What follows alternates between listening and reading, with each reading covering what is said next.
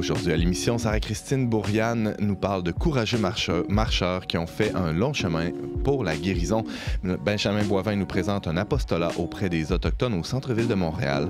Et James Langlois livre un compte-rendu de l'arrivée du pape à Québec aujourd'hui. Bref, on n'est pas du monde.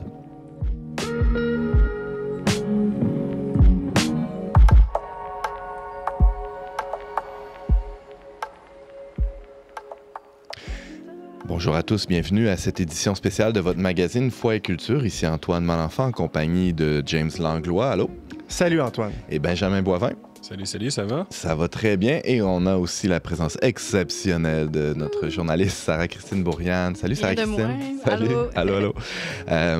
Alors, je disais que c'est une édition spéciale. C'est une édition spéciale parce que toute la semaine, on couvre évidemment cet événement historique, la venue du pape, dans une intention de demander pardon, ce qu'il a fait d'ailleurs pour la guérison avec les peuples autochtones.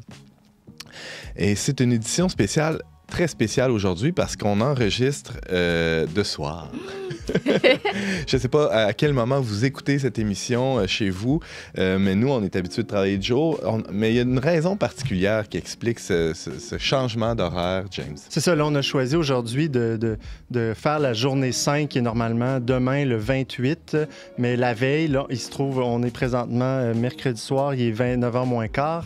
Et donc, pourquoi on enregistre la veille? C'est parce que demain matin, on va se trouver à la Basilique Sainte-Anne, en fait, toute l'équipe, là, pour être à la messe du pape, donc couvrir cet événement-là à partir de laquelle on va parler, c'est-à-dire vendredi, pour la dernière émission de la semaine. Et puis là, c'était l'occasion, comme on est tout frais, tout chaud, c'est le cas de le dire.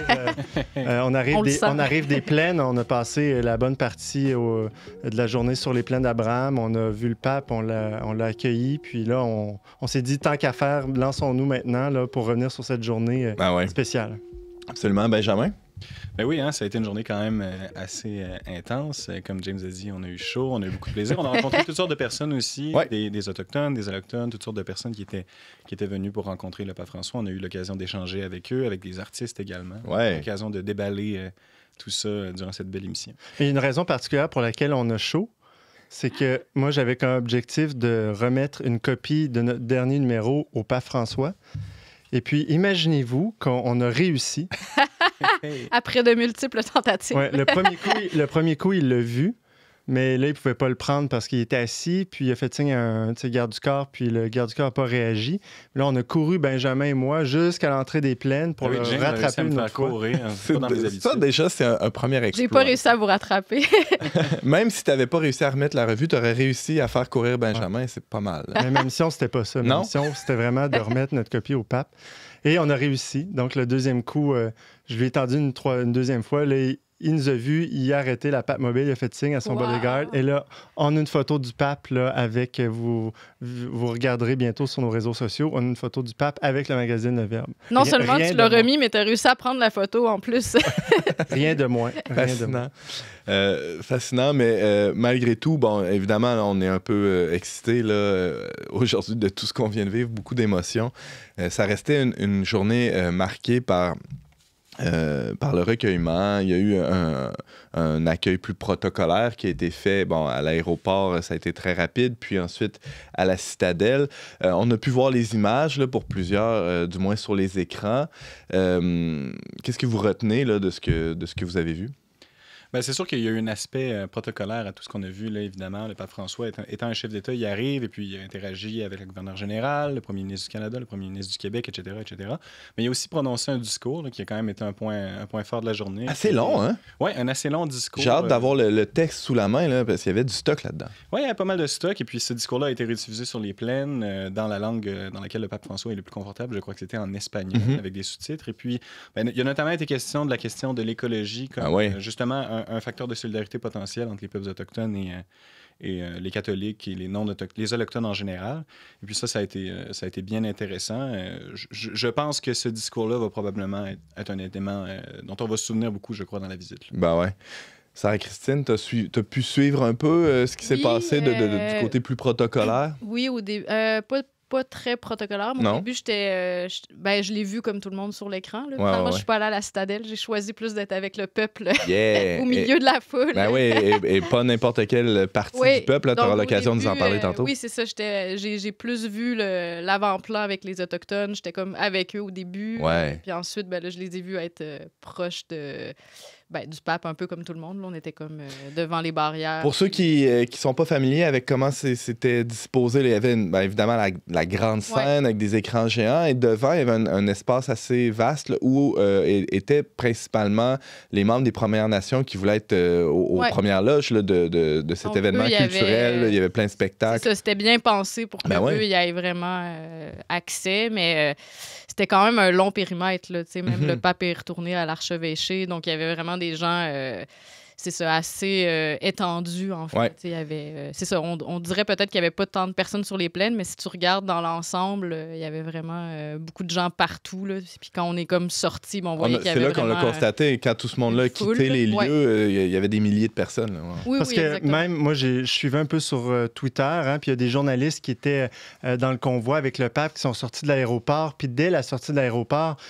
c'était plein de personnes là, sur le bord de la rue, jusqu'en bas du Plessis, même un peu plus loin sur Laurier. Je pense que ça a recommencé même en Haute-Ville. Je pense, vous, quand il est arrivé, vous étiez sur Grande Allée. Il y avait quand même du monde, non? Il y avait du monde aussi, oui. C'est ça, j'ai vu des images aussi autour de la place là, Georges V. C'était plein de personnes jusqu'en bas sur Saint-Louis. Donc, c'est ça, dans les faits, il y a des observateurs qui disent il n'y a pas tant de monde sur les plaines, mais quand on regardait bien, là, les gens étaient tous accumulés près des barrières, près du chemin principal dans les plaines. Donc, ça faisait tout le tour de la scène. Il y avait quand même beaucoup de monde. Je pense que si on avait mis toutes ces personnes-là dans un moton en face de la scène, ça aurait fait quand même pas mal. Mais c'est ça, c'est qu'on a vu, dans le fond, que les gens s'étaient installés de manière à pouvoir voir le pape du plus près possible. Pas pour regarder une télé. Non, c'est ça, ni pour regarder une télé. Je pense que les spectacles ont eu un certain succès, là, mais vraiment, ce qui était la motivation des gens, c'est de pouvoir voir le pape. On voit que ça demeure une personne qui attire autour d'elle beaucoup d'intérêt. Les gens cherchent à le voir, à écouter ce qu'il a à dire.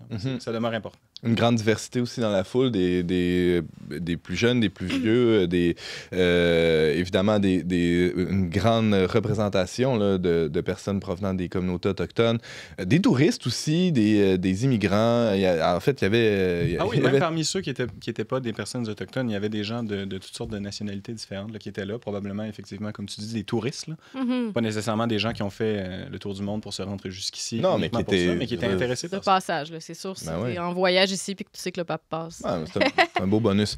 Puis en fait, moi, ce que j'ai remarqué, c'est qu'il y avait beaucoup d'allochtones aussi. Oui, des autochtones, mais beaucoup d'allochtones, des locaux, donc qui étaient aussi attirés à venir voir le pape, là, toutes sortes de curieux. Donc c'est un phénomène vraiment rassembleur. Là. Sa venue, ça fédère un peu des gens de tous les horizons. Là. C'est ça qui est comme fascinant. Parmi cette foule, il y avait des membres, en fait, des gens un peu spéciaux. Plus spéciaux que les autres, en tout cas, qui certainement ont apprécié d'une manière particulière leur arrivée aux plaines. Et on va tout de suite aller avec le reportage de Sarah Christine.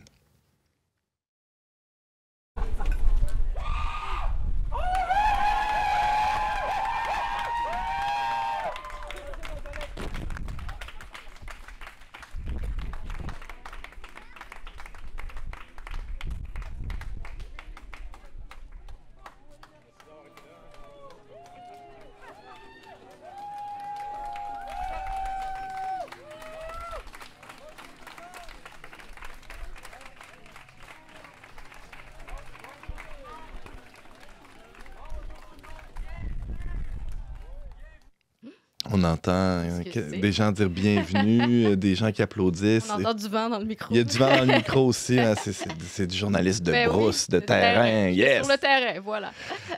Qu'est-ce que tu as couvert aujourd'hui, Sarah? Donc, qui arrive, en fait, c'est des gens, comme tu le dis, qui ont vécu d'une manière spéciale. Bon, c'était pas juste des gens qui venaient tout d'un coup voir le pape comme ça, qui partent de chez eux, qui habitent à 10 minutes de marche, puis qui sont sur les plaines comme nous, ou en tout cas... moi, j'habite proche, donc je suis habituée de venir de ce lieu-là, c'est ça qui est fascinant aussi. Mais c'était des gens qui venaient de marcher 275 km. Ah, quand même! Oui, c'est ça. Donc là, ils arrivaient aujourd'hui de Wendake. C'était leur dernière étape. Puis, c'était organisé par l'organisme, je vais lire, Puenam Meskena. Donc, eux faisaient aussi un pèlerinage. C'était comme une rencontre de 2 pèlerinages. Le pape François qui fait un pèlerinage pénitentiel, puis eux qui font une marche où ils sont en processus de guérison, en fait. Ils appelaient ça comme une marche de guérison, puis aussi en solidarité avec les survivants des pensionnats. Je pense qu'ils voulaient leur donner une tribune aussi. Ils voulaient vraiment s'unir à eux. Puis c'était en fait 13 personnes, un noyau de 13 personnes. Au départ, c'est ça, c'est un peu comme tout l'événement de la visite papale, ça s'est pas tant prévu à l'avance. Là. Donc, je pense que ça a été... ils ont commencé leur marche le 21 juillet, puis ils l'ont seulement organisé comme 3 semaines avant. Puis même Jay Launière Mathias, là, lui qui est le directeur de cet organisme-là, il se demandait même s'il allait partir seul. Puis finalement, il a quand même...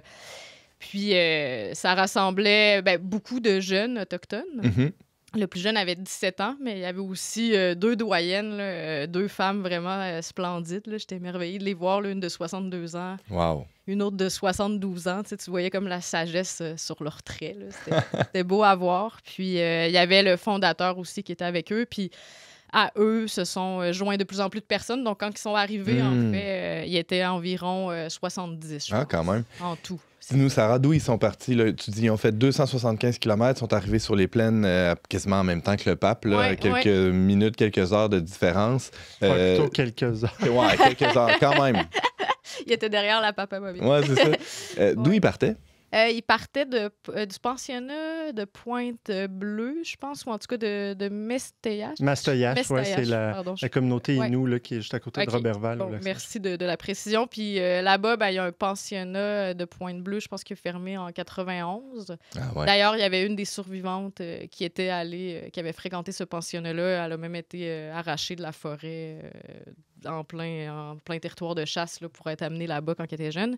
Qui a participé à la marche? Oui, elle était là. En fait, il y avait Chantal Niquet, puis l'autre dame, celle dont je viens de parler, c'est la grand-mère de Jay Launière Mathias, qui venait de perdre son grand-père en plus le jour où la marche a commencé. Ah ouais. Puis, donc la question, c'est ça, d'où ils sont partis. Puis en plus, ils ont marché dans le parc des Laurentides, là, la route qu'on prend pour aller au lac Saint-Jean. Eux, ils marchaient là avec leur gilet orange fluo. Là. C'est sûr que... Il y avait un symbolisme derrière la couleur orange fluo, mais c'était sûrement aussi pour se faire voir. Mais le symbolisme, on m'a expliqué, c'est ça, que c'était en mémoire d'une petite fille dont la mère lui avait donné un gilet orange le jour où elle est entrée au pensionnat, parce qu'elle l'est fait enlever, dans le fond. Puis elle l'a jamais retrouvé. Puis de porter ça, c'est comme s'il marchait, c'est ça, à la mémoire de tous les enfants disparus, dans le fond. Donc, ils portaient beaucoup de gens avec eux. Ils marchaient, mais avec beaucoup de personnes en tête qui sont morts, décédés. On sait que l'importance des ancêtres dans leur tradition, c'est important. Donc, chaque pas était fait en solidarité avec toutes ces personnes-là. Donc, c'était vraiment comme spirituel. Je chantais que, même quand ils sont arrivés, il y a eu beaucoup d'accolades. On sentait... Qui les a accueillis? Il y avait peut-être une trentaine de personnes. Je pense qu'il y avait... des gens de leur famille, de leur communauté. Moi, quand je suis arrivée, il y avait des gens de Québec solidaire aussi qui étaient là. J'ai pu parler à des députés.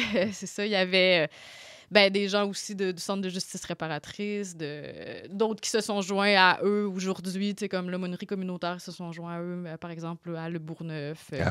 Donc, on sentait que c'était... J'ai même parlé à des gens de la Sûreté du Québec, une agente de liaison entre les communautés Innu. Puis, donc, c'est ça, c'était comme un événement où il y avait comme plein de personnes différentes, en fait, qui étaient comme unies autour de cette cause-là, là, qui est très touchante. En fait, il y avait beaucoup d'émotions, c'est ça, dans les... quand ils sont arrivés, c'est ça, on le sent, on l'entend. Eux, ils se sont préparés à ça. Là, durant des jours, ils ont prié. Dans le groupe, il y avait certains d'entre eux qui étaient catholiques. En fait, c'était très, très hétérogène, un peu à l'image de ce qu'on peut retrouver dans les différentes communautés, en fait. D'ailleurs, tu parlais du fait qu'ils aient traversé le parc des Laurentides, là, puis c'est très significatif pour eux aussi parce qu'il y a une partie du parc des Laurentides qui est leur territoire ancestral. D'ailleurs, si vous avez suivi les médias récemment, ils sont un peu en différent avec la communauté de Wendake, justement, parce qu'il y a une partie qui appartient à la communauté de Wendake, puis donc les Inuits, en tout cas, ils auraient saccagé certains lieux, là, mais donc c'est tout un peu une chicane de territoire, là, mais bref, c'est intéressant. Donc, ça devait être significatif pour eux de traverser ce parc-là aussi qui leur appartient d'une certaine manière. Puis moi, honnêtement, je trouve ça très courageux parce que traverser le parc des Laurentides à pied, je veux dire, il n'y a rien. À part l'étape, là, mais je veux dire... On peut seulement la voiture, hein, fait que le faire à pied, c'est quand même quelque chose. Moi, j'aurais pas le goût de traverser ça à pied, honnêtement. Non, vraiment. Là. Puis il campait, en fait, sur les lieux. Là. Il y avait, il se relayait. Là. Il faisait à peu près comme 45 km par jour. T'sais. On dit qu'il y avait pas mal d'ampoules. C'est sûr. Mais en se relayant, puis il campait carrément au bord des lacs, des rivières. En tout cas, je sais pas trop c'est quoi le territoire géographique du parc. Là. Mais c'est ça, c'est vraiment fascinant là, Puis il y a eu toutes sortes d'émotions à travers ça, là, les ampoules, les rires, les pleurs, mais c'est ça. Jay me disait que c'est dans tous les petits moments. Je disais, c'était quoi le grand moment? Il dit, mais il y a eu plein de petits moments où ils ont ressenti, on fait la communion dans... quand tu marches, en fait, t'as un fou rire. En même temps, la bonne humeur est restée. L'attitude... positif. Puis je peux peut-être parler aussi là, du fondateur de ça, d'où ça vient. Attends, avant, je me demande, tu as discuté un peu avec les gens qui ont fait la marche, qui ont parcouru ces kilomètres-là. As-tu pu recueillir leur réaction sur comment ils voient ça, tout ce cirque qui... ça brasse pas mal là, en ville. Est-ce que ça réveille des choses chez eux? Est-ce qu'ils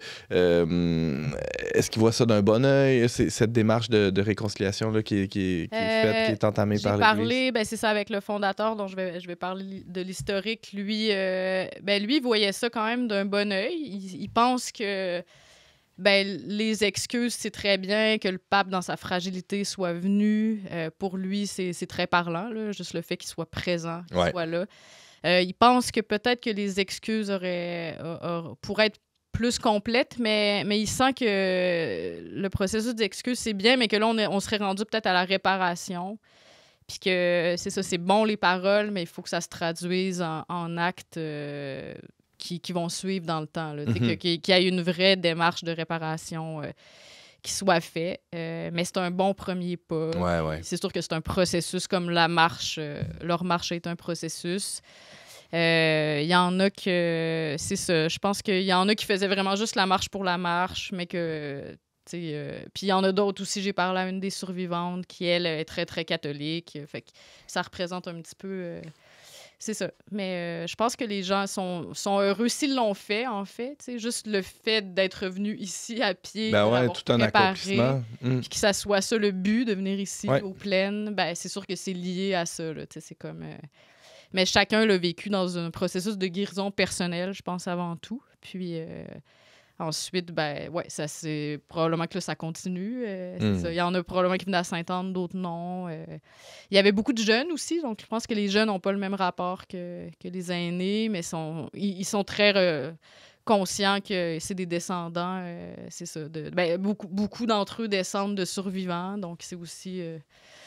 ils veulent guérir, en fait. Puis, Jay, le fondateur, Stanley Volant, l'a souvent répété qu'il a beaucoup entendu les jeunes dire nous, ça va s'arrêter. Ça fait 7 générations qu'on subit les pensionnats. Là, on veut que ça s'arrête dans notre génération. Les conséquences de ce traumatisme-là. C'est ça. Wow. Ils veulent que ça s'arrête. Ils veulent prendre ça en main, puis ils veulent avancer. Puis c'était beaucoup... un mouvement qui est très tourné vers l'avenir, vers le rêve, vers l'optimisme.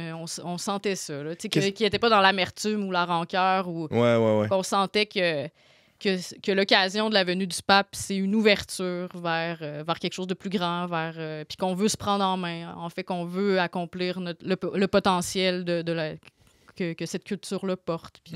Sarah-Christine Bourriane, je rappelle que tu as même fait quelques pas avec eux. On a fait 1 kilomètre avec eux. Tu as accompagné une communauté qui est de 13 marcheurs qui partaient de Masteuillache, c'est ça, tout près de Roberval, qui a parcouru 275 km pour arriver sur les plaines d'Abraham pour rencontrer le pape François. Et tu as eu l'occasion de discuter avec eux tout à l'heure.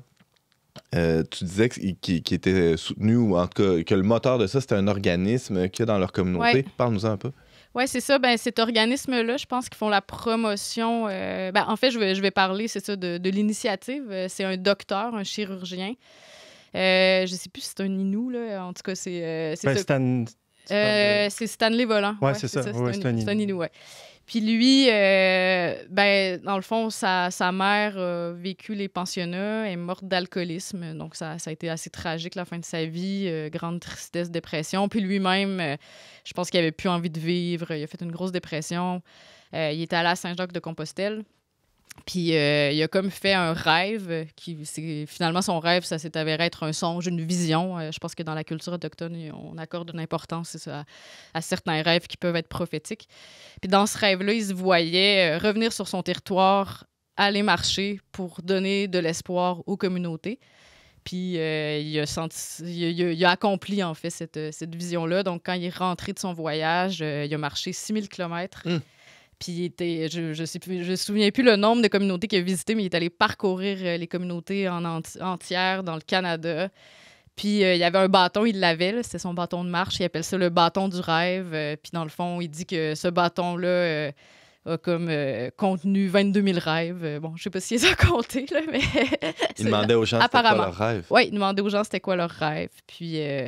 dans le fond, tout le monde a tellement trouvé ça beau, ce qu'il faisait, de susciter cet élan-là chez les gens, de les ramener à une vision, à ce qu'ils veulent pour eux, pour la vie, pour leur vie.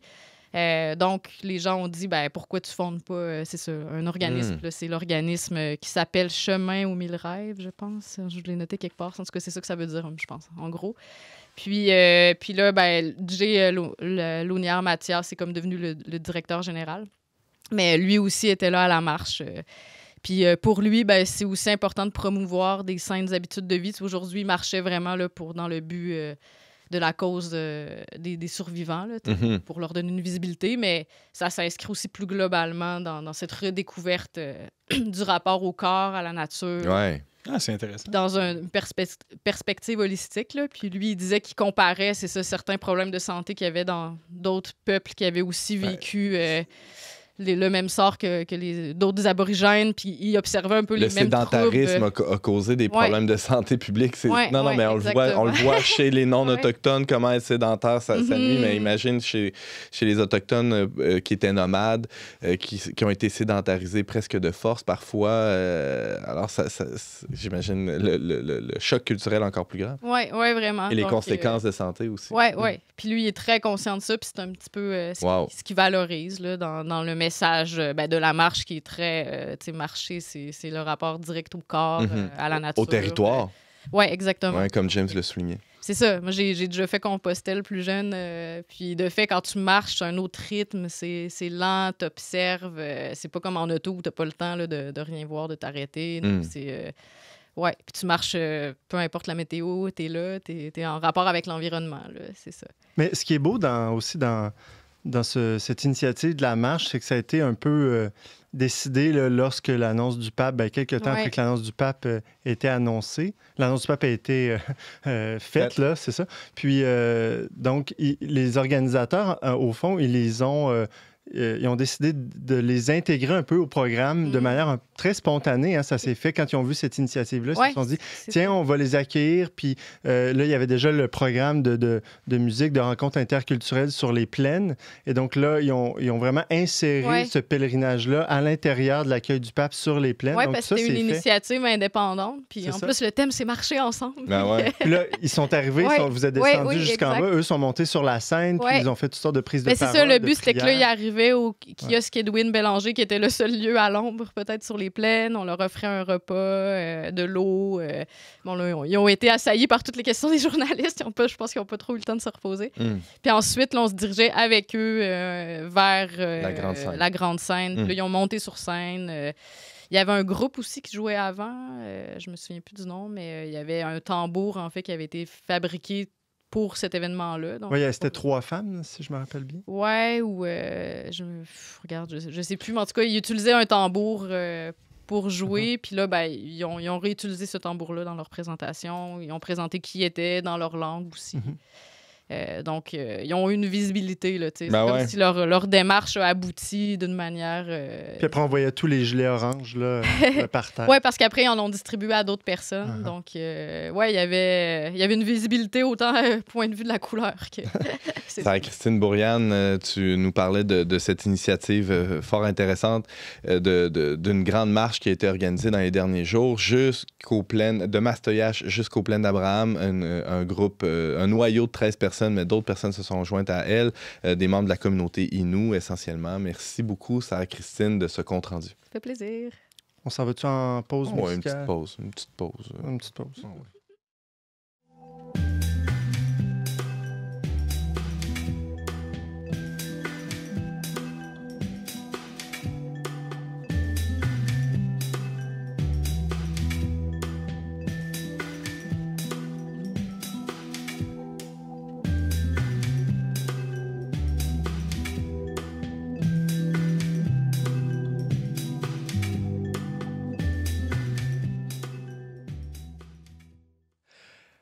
On passe le bâton de la parole à Benjamin.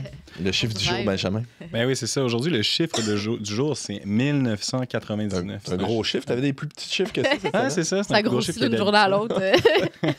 Donc, 1999, en fait, c'est l'année où les Inuits obtiennent officiellement l'autonomie territoriale du Nunavut. Donc, on sait que dans le Grand Nord canadien, il y a 3 territoires. Le Yukon, les territoires du Nord-Ouest et le Nunavut. Le territoire du Nunavut, c'est de très loin l'entité fédérée canadienne la plus jeune. Ben ouais, je me souviens quand j'étais très jeune, là, on apprenait qu'il y avait 2 territoires et non 3. Ben oui, donc, c'est ça.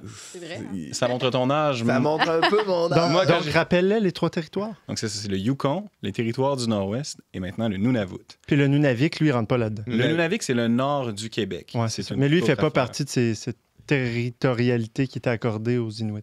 Non, c'est ça, c'est autre chose. Et bon, donc le territoire du Nunavut, comme je disais, c'est l'entité fédérée la plus jeune du Canada. C'est également la plus grande. Le Nunavut, là, c'est grand comme le Mexique. Mais de façon intéressante, c'est paradoxalement de très, très loin également le territoire le moins peuplé. Là. Il y a très, très peu de gens au Nunavut, en fait, et c'est une grande majorité de population inuit. Et la capitale? Et la capitale, c'est évidemment Iqaluit, qui sera une ville qui va être visitée vendredi, je crois, par le pape François. Et donc, ce qui est intéressant avec le Nunavut, c'est que si on recule un peu dans le temps, on apprend que en fait, les territoires du Nord-Ouest, historiquement, c'était le seul territoire canadien. Donc, il y avait des provinces et il y avait des territoires du Nord-Ouest. Et toutes les provinces de l'Ouest canadien, là, le Manitoba, Saskatchewan, etc., ça a tous été coupé à l'intérieur du territoire du Nord-Ouest. Mais tous ces territoires-là ont été organisés en provinces qui sont gouvernées et dont la population est à vaste majorité alloctone. Le Nunavut, c'est le seul de ces territoires-là qui a une majorité de peuples autochtones dans tout le pays. Et puis, c'est un territoire qui est gouverné par d'une façon un peu différente, en fait, que les autres entités fédérées canadiennes. Il n'y a pas de parti politique. On gouverne par consensus. Donc, on voit en pratique, en fait, les implications de différences culturelles entre les Autochtones et les Allochtones. Donc, il y a une forme d'autonomie quand même qui est reconnue. Là. Oh oui, tout à fait. C'est une forme d'autonomie qui est limitée parce qu'évidemment, en raison de l'immensité géographique et de la très petite population, les territoires canadiens, en général, pas seulement celui du Nunavut, n'ont pas les mêmes compétences, les mêmes champs de compétences que les provinces. Mais malgré tout, le Nunavut, l'autonomie territoriale du Nunavut, c'est quand même un pas important dans la reprise du contrôle de territoires par des populations autochtones, des territoires qui, historiquement, là, on parlait des territoires du Nord-Ouest il y a quelques instants, en fait, étaient la propriété ou étaient sous le contrôle de la Compagnie de la baie du Hudson. Donc, il y a un certain processus de décolonisation, si on veut. De restitution, presque. Là, c'est ça, à travers cette expérience-là, qui est certes pas terminée, mais qui tout de même est un élément positif. Mais je disais cette semaine, je pense que c'est un point assez commun chez les nations autochtones de gouverner par consensus, hein, je disais. Oui, d'ailleurs, c'est pas le seul... C'est pas absolu tout le temps, là, mais... Non, en effet, d'ailleurs, il y a deux des territoires sur 3 qui ont des gouvernements qui n'ont pas de parti politique. Là. Les territoires du Nord-Ouest sont gouvernés de la même manière. Il y a seulement le Yukon qui a des partis politiques. De fait, le Yukon, il y a beaucoup plus de gens au Yukon qu'il y en a au Nunavut. Mais c'est ça. Donc, c'est effectivement une caractéristique, comme tu dis, qui n'est pas absolue, mais qui est quand même propre aux communautés autochtones. Là. Alors que nous, on est caractérisés par un système politique contradictoire avec 2 grands groupes qui s'opposent continuellement et s'échangent le pouvoir. Merci beaucoup, Benjamin. On passe en musique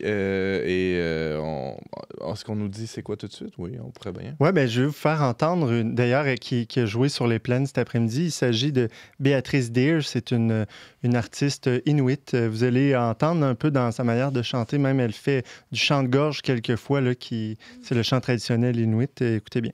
Merci.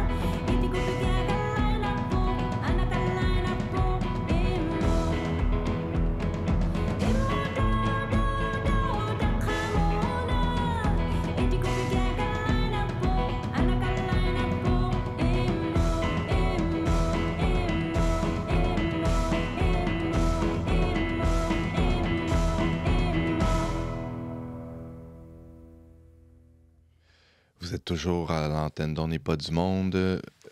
C'est Antoine Malenfant qui vous parle et on vient d'entendre... On vient d'entendre Beatrice Deer qui, avec sa chanson Imutaha, qui a fait une performance cet après-midi sur les plaines d'Abraham. Comme je vous le disais avant de faire jouer la pièce tout à l'heure, elle utilise beaucoup des chants de gorge dans ses chansons. J'aime beaucoup on dirait que, je ne sais pas si vous connaissez aussi Elisa P. C'est une autre artiste là, qui est basée à Montréal, mais qui est d'origine inuit. Puis ils ont vraiment une sonorité, je trouve, ils vont chercher quand même beaucoup d'alternatives dans leur musique.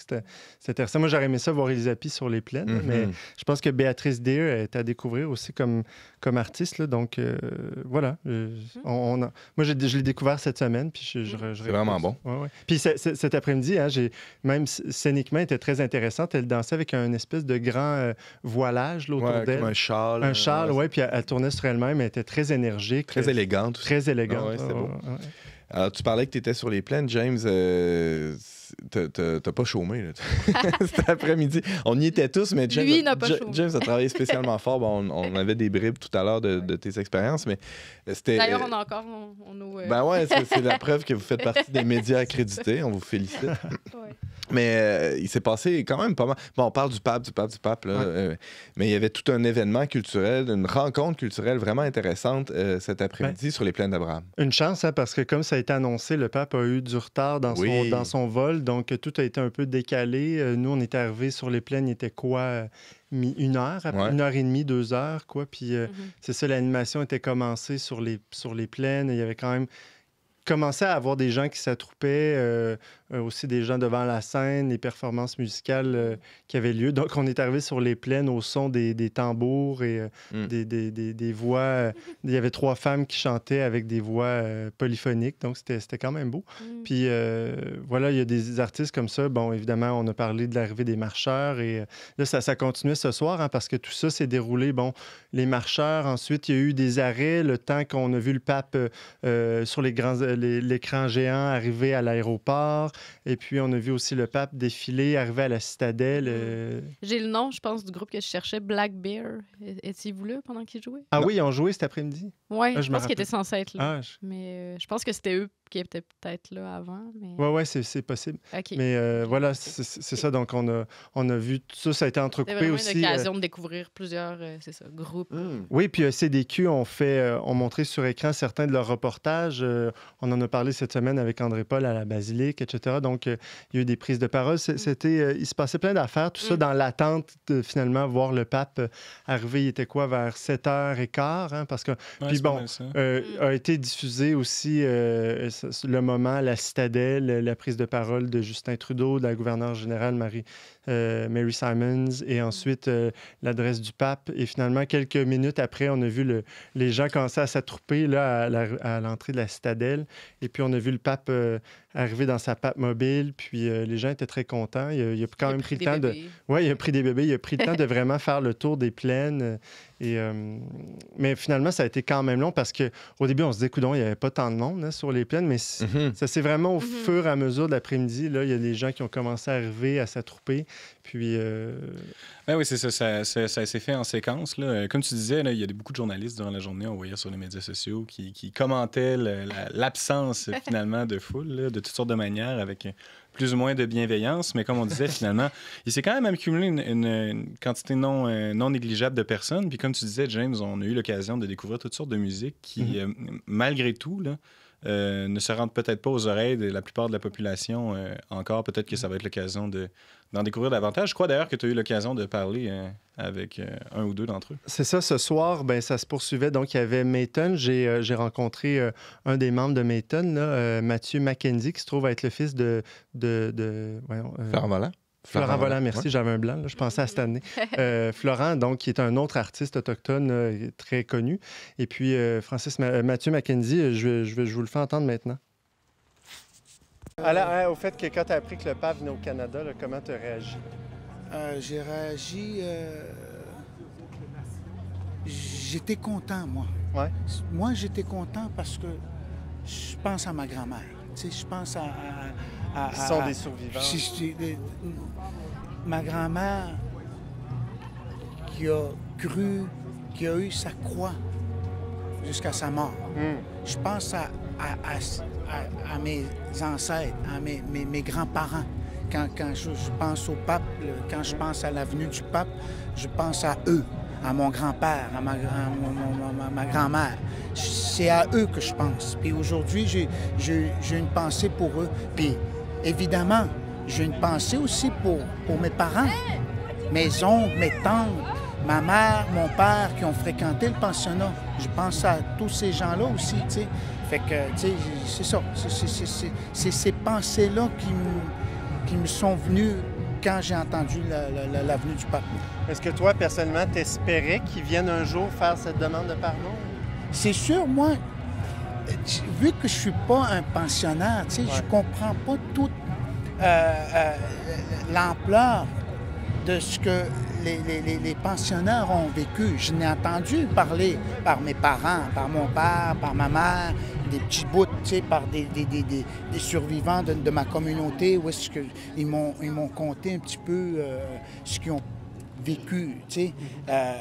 Fait que moi, je ne peux pas vraiment répondre à ça en n'étant pas un ex-pensionnaire, tu sais. Eux, c'est plus à eux que ça leur appartient. Puis il y a des opinions quand même assez partagées. Hein? On entend, il y en a qui sont pas contents, il y en a d'autres qui sont contents que leur guérison va commencer finalement après avoir eu des excuses. Puis, tu sais, c'est quand même très, très divisé, je te dirais, là, au niveau de cette visite-là du pape. Puis vous... dans vos paroles de chansons Matène, de quoi vous parlez exactement?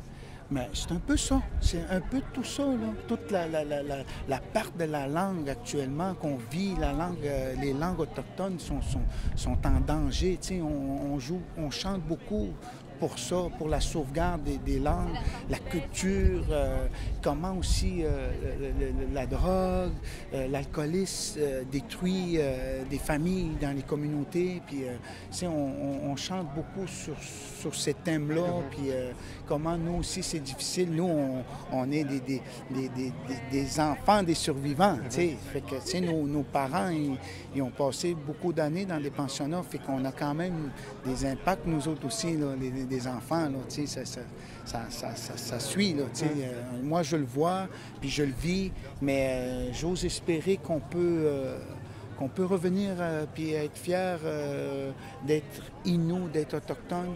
Tout ce qu'on avait avant, en fait, tout ce que nos ancêtres avant avaient, cette fierté-là, ce courage-là qu'il y avait à l'époque, avant la venue de tout ce système-là. Vous êtes à Maliotenam, hein, c'est ça? Oui. Puis, moi, vous avez quand même une belle communauté musicale florissante là-bas. Hein, oui, c'est ça. Nous, on a un festival là-bas. Puis le festival, justement, il est dans le lieu du festival. C'est dans les anciens sites du pensionnat. C'est là qu'il y avait les immeubles, les écoles, tout ça. Fait que là, en ce moment, il reste quoi? 1 ou 2 immeubles de ces vestiges-là qui étaient le pensionnat. T'sais. Mais le festival se déroule là. Il est dans le site des anciens des pensionnats. J'imagine que ça doit aussi aider les personnes de votre communauté de vivre justement un moment de musique dans votre langue à ces endroits-là. Ça doit comme être une image aujourd'hui, on est très à la mode de dire la résilience, là, mais finalement d'avoir vaincu d'une certaine manière. Vous n'êtes pas disparu, tu sais. Non, c'est ça. Comme je le dis, moi, souvent, je le dis, là, tu sais, la langue, c'est ce qui nous reste actuellement. Puis nos enfants, de plus en plus, ils ne parlent pas. Fait que moi, je dis souvent que la musique, nous, on chante en langue Innu. Il y en a d'autres qui chantent en langue atikamekw, il y en a d'autres qui chantent dans les autres langues des nations. Là. Mais moi, je dis, c'est ce qui nous reste en ce moment. Puis il faut la protéger. Puis la musique, ben, c'en est un outil pour véhiculer puis faire chanter nos enfants, pour qu'ils puissent chanter en Innu, en atikamekw, en Mohawk ou peu importe les langues. Tu sais, ça aide. Est-ce que c'est aussi spirituel pour vous? Oui, c'est un peu de tout. C'est spirituel, c'est guérison, c'est sauvegarde, c'est plein. Là. La musique, c'est rassembleur. On le fait pour se guérir aussi, là, entre autres. Miigwech. Merci. Bon spectacle. Merci. Plaisir. Correct? Oui. Ça te va? Oui, c'est certain. Merci beaucoup. Non, on a une émission de radio. Merci beaucoup, James. Pour cet entretien. Il était vraiment, pour vrai... Quelle générosité. Oui, c'est ça. Il était vraiment sympathique là, comme personne. Puis ça se voyait, il était attentionné, puis il était content de parler de ça. Rappelle-nous qui on vient d'entendre. C'est Mathieu McKenzie, ça se trouve être un des membres de la formation musicale Matène. M-A-T-E-N. M-A-T-E-N. On tape ça sur iTunes ou Exactement. Spotify. Qui jouait ce soir sur les plaines. On vous en fera écouter là, bientôt. Ouais. Et puis, j'ai eu l'occasion aussi de parler... je le disais, c'est le fils de Florent Volant, un autre musicien Innu très connu. Ouais. J'ai eu l'occasion de parler à Laura Niniquid aussi, qui est une autre musicienne qui jouait ce soir sur les plaines. Et elle, j'ai pas eu l'occasion d'enregistrer, là, mais c'est intéressant, elle me dit un peu les mêmes choses qu'elle elle n'a pas vécu les pensionnats, évidemment, elle est quand même d'une jeune génération, mais que ses parents, tu sais, les conséquences que ça a eu d'alcoolisme et tout ça, elle me disait que assez récemment, elle était allée en thérapie avec sa mère, puis que là, c'est là, elle a entendu pour la première fois tout ce que sa mère portait depuis des années, puis que, donc, elle a vu les conséquences de ça. Donc, pour elle, elle était contente de voir que le pape venait, puis que ça allait être une occasion pour beaucoup de membres de sa communauté de vivre, de peut-être pouvoir amorcer un chemin de guérison, de passer à autre chose. Là. Donc, c'était bien de les entendre. Un peu plus tôt cette semaine, à l'émission, on discutait de la visite du pape, mais de l'occasion ou de l'opportunité que ça nous offre tous, comme croyants en premier lieu peut-être, et à l'ensemble de la population, de découvrir des réalités de nos frères et sœurs des Premières Nations. C'est une occasion à saisir finalement, là, et avec cet événement culturel qu'il y avait sur les plaines, c'en est une occasion aussi qui a pu être saisie par bien des gens de découvrir des artistes vraiment de grand talent qui s'exécutaient sur les planches. Oui, puis ça me fait penser à ce que tu dis. J'ai lu une intervention du pape, je ne sais pas si c'était hier en Alberta, je pense, mais il a vraiment invité les gens à dire, ça revient souvent dans son pontificat, le Père François, d'aller à la rencontre d'eux, mais il dit aller à la rencontre d'eux, c'est pas juste de rester chez soi puis de dire, je vais prier pour, puis c'est vraiment d'oser, d'une certaine manière, vraiment pouvoir rentrer en relation avec ces gens-là, puis apprendre un peu plus sur ce qu'ils vivent concrètement, là, puis quitte à donner de l'aide d'une manière ou d'une autre, mais à œuvrer pour leur bien, mais c'est vraiment ça.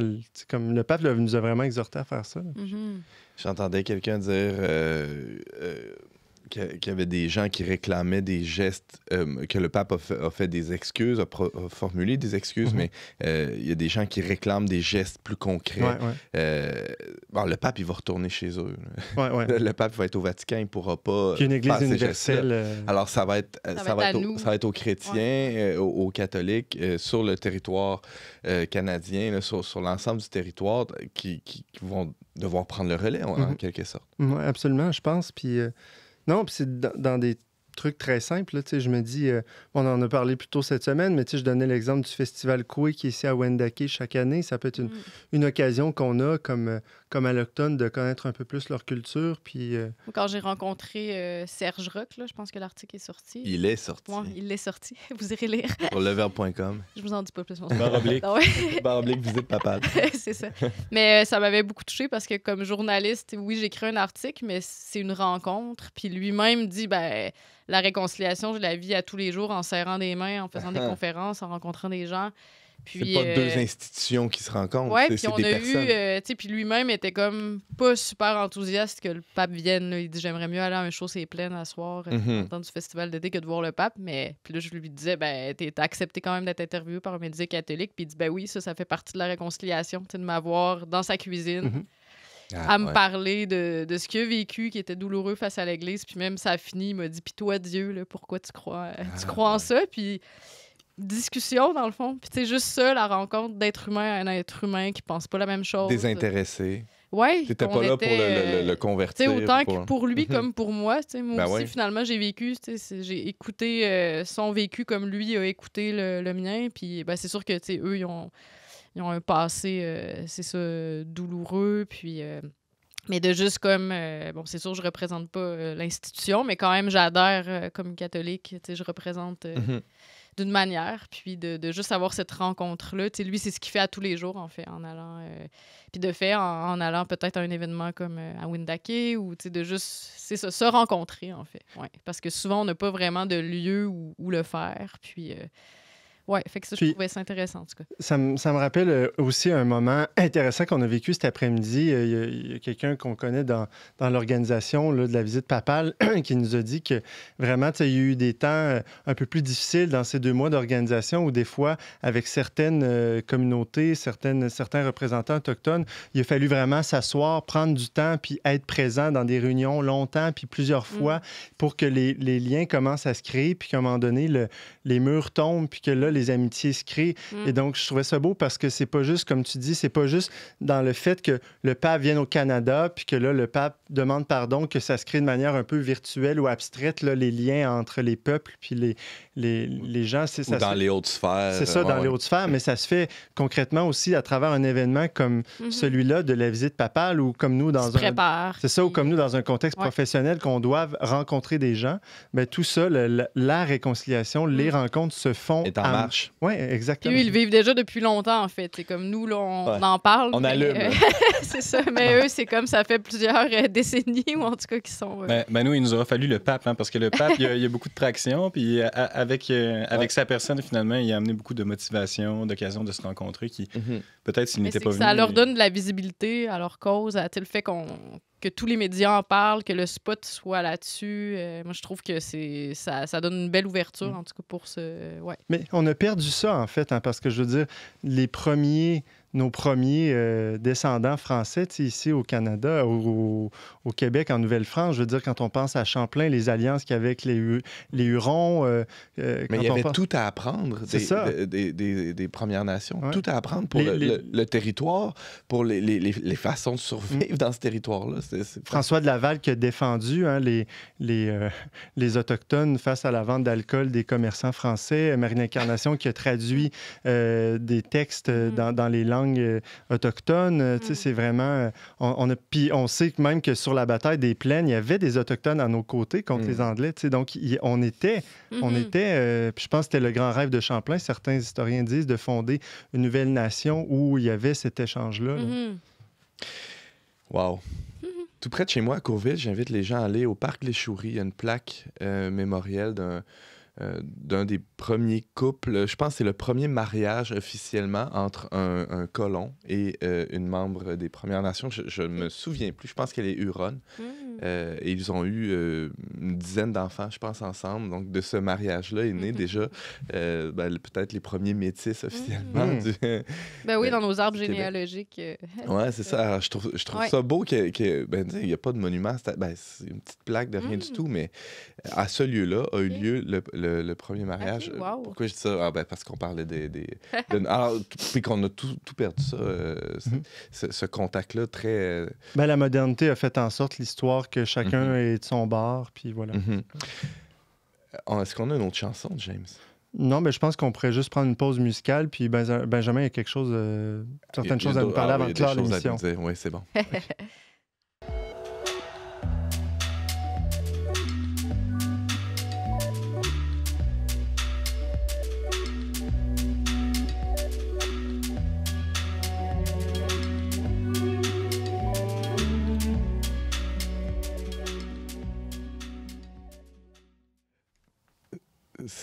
J'allais dire c'est déjà tout pour aujourd'hui, mais non, c'est pas vrai. C'est pas déjà tout parce que... non, t'es pas débarrassé de moi encore. Non, en dernier segment, on te gardait pour la fin. Benjamin, tu sais bien. T'as une initiative, on appelle ça ici dans notre topo là, de l'émission, les initiatives Vérité et Réconciliation. C'est-à-dire... Il se passe déjà des choses, il faut les mettre en lumière, comme on disait aujourd'hui. Une initiative qui est au centre-ville de Montréal. Oui, c'est ça. Donc, c'est l'initiative Sainte-Cathérie au centre-ville. En fait, c'est un tout petit organisme, un apostolat qui est au service de l'archidiocèse de Montréal. Je dis tout petit. C'est un organisme qui a un certain nombre de ressources et qui a été fondé par Roger Toance, dont Yves Casgrain, notre pigiste, notre reporter, a fait le portrait sur notre site web. Vous pouvez aller le lire sur le-visite papale. Roger Toance, un bâtisseur de pont.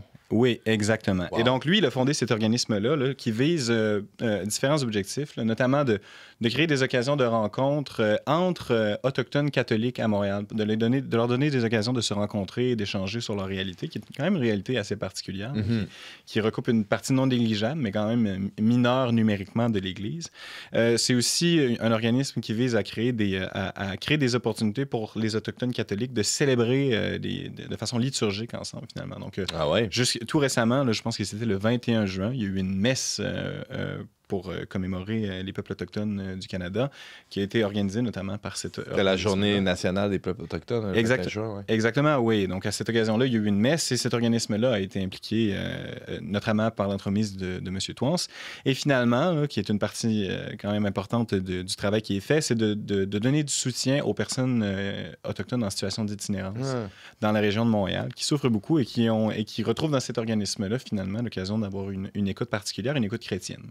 Le pape, dans son discours tout à l'heure à la Citadelle, parlait de ces gens qui sont au seuil des églises, qui cognent aux portes et qui souffrent de la faim parfois. Alors, on a un bel exemple ici d'une porte qui s'ouvre, spécialement pour les personnes en situation d'itinérance de la grande ville de Montréal. Oui, puis on sait que évidemment, c'est un problème quand même significatif dans la région de Montréal, là, qui a tendu à s'aggraver dans les dernières années, l'itinérance, et puis les personnes autochtones. Exactement, les personnes autochtones sont dans certains cas spécialement touchées par ça. Surreprésentées parfois même. Oui, tout à fait, là, pour avoir vécu à Montréal pendant un certain nombre d'années. C'est quelque chose qu'on voit, et puis il est important d'avoir des initiatives qui finalement sont des initiatives de personnes autochtones, pour qui finalement, à certains égards, c'est sans doute plus facile d'entrer en contact, de créer un lien significatif et fructueux.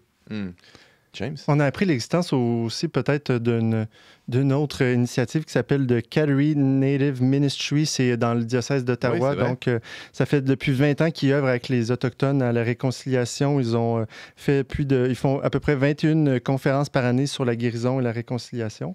Et puis, ils disent qu'ils ont travaillé avec plus de 30 communautés à travers les missions. Ils ont touché plus de 1000 personnes par année. Donc, c'est un autre type. Je trouvais ça drôle. C'était comme l'homologue du centre Cattery, mais à Ottawa. Puis d'ailleurs, ils sont venus sur les plaines aujourd'hui. Je pense qu'il y était 2 autobus à peu près. Là, c'était entre autres beaucoup d'Anishinabés, tout ça, qui sont arrivés sur les plaines. Puis voilà, sont venus 2 convois. Là. Oui, c'est ça également. Et eux disposent de peut-être davantage de ressources, mais tous se rapportent à la figure de Sainte Cattery, là, qui, on sait, est quand même une figure importante de sainteté chez les peuples autochtones en Amérique du Nord. Merci Benjamin, merci James. Merci à tous, merci à Sarah-Christine Bourriane d'avoir été avec nous aujourd'hui. Il nous reste 30 secondes pour nous dire qu'est-ce qui se passe dans le reste du programme demain, par exemple, et après-demain, Benjamin. Eh bien, évidemment, on le sait, là, demain, c'est probablement le clou de la présence du pape dans la province de Québec. Ça va être la messe à la basilique Sainte-Anne de Beaupré, là, qui est un lieu de pèlerinage important, qui est notamment associé aux peuples autochtones depuis un certain temps. Alors, à tout ça à suivre, restez à l'antenne avec nous dans les prochaines journées. Je remercie Marie-Pierre Larose à la technique, James Langlois aussi, la Fondation Lucien Labelle, et on se retrouve demain pour une autre émission d'On n'est pas du monde.